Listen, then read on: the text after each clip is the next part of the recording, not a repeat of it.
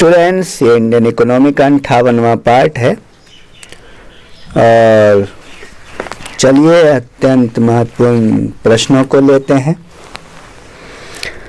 तो बताइए, ये सब पूछे हुए प्रश्न पीसीएस में, भारत में एग्रो इकोलॉजिकल जोन्स की संख्या कितनी है, 20 या 27?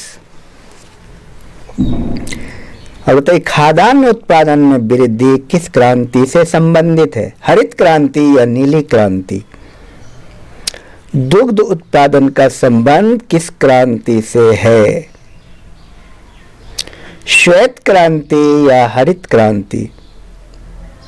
मत्स्य पालन का संबंध किस क्रांति से है, नीली क्रांति या श्वेत क्रांति? और उर्वरक उत्पादन का संबंध किस क्रांति से है, भूरी क्रांति या नीली क्रांति? हरित क्रांति का संबंध मुख्यतः किस फसल से है, पूछा हुआ प्रश्न है, गेहूं या चावल? न्यूनतम समर्थन मूल्य का निर्धारक कौन है, कृषि लागत एवं मूल्य आयोग या भारतीय कृषि अनुसंधान परिषद? ये सब पीसीएस के प्रश्न हैं और बार बार रिपीट होने वाले प्रश्न हैं। किस प्रकार के उत्पादों के लिए सीएसीपी यानी न्यूनतम समर्थन कीमत की सिफारिश करता है, कृषि उत्पाद के लिए या औद्योगिक उत्पाद के लिए? भारत में कौन सा एक उत्पाद सामान्यतः निर्यात नहीं किया जाता है, कौन सा उत्पाद निर्यात नहीं किया जाता है? ध्यान दीजिए, दालें या चावल, गेहूं, चीनी। फसलोत्पादन में नत्रजन उपयोग क्षमता की वृद्धि की जा सकती है किसके द्वारा? और ऑप्शन देखिए, उर्वरक की मात्रा के बार बार प्रयोग द्वारा, नत्रजन अवरोधक के प्रयोग के द्वारा, नत्रजन धीरे छोड़ने वाले उर्वरकों के प्रयोग द्वारा, या सभी? ये प्रश्न चूंकि आया हुआ है तो इसको आपने देख लिया। और समर्थित मूल्यों पर खाद्यान्नों की सार्वजनिक खरीद नीति क्या सुनिश्चित करती है, कृषि मूल्यों में स्थिरता, कृषकों को प्रेरणादायक मूल्य और सार्वजनिक वितरण के लिए खाद्यान्नों का भंडारण, या सभी? भारत का वो राज्य जो अनाज उत्पादन में अधिकतम अंशदान करता है, उत्तर प्रदेश या पंजाब? बहुत बेहतरीन प्रश्न है। भारत में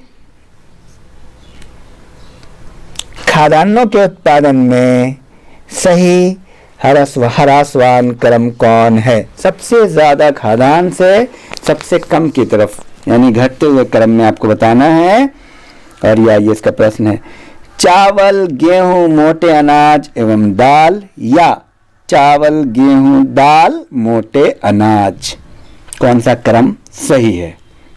मतलब चावल के बाद तो गेहूं और गेहूं के बाद कौन सा फसल पैदा होता है भारत में सबसे ज्यादा?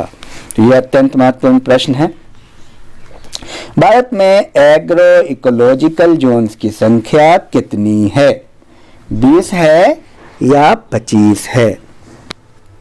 और इस तरह के प्रश्न ये जो बार बार रिपीट होते हैं, रिवाइज होते हैं, तो इसको आप करिए।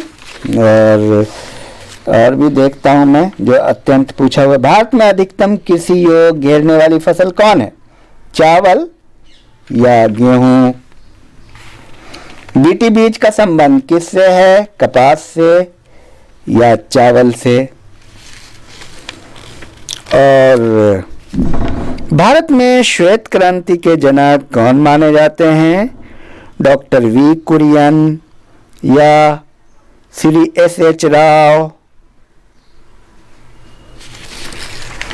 बहुत महत्वपूर्ण प्रश्न है, बार बार आते हैं। भारतीय कृषि के क्षेत्र में अधिक उपज वाली किस्मों का कार्यक्रम कब शुरू किया गया, 1966 या 1965? भारत में हरित क्रांति का सर्वाधिक प्रभाव किस फसल पर पड़ा, गेहूं पे या धान पे? आया हुआ प्रश्न है, ये पीसीएस में आए हुए प्रश्न है। भारत की कुल भूमि का कितना प्रतिशत कृषि कार्यों से संलग्न है? 52.7% या 62.7%। तो ये रहा। चलिए, थैंक यू।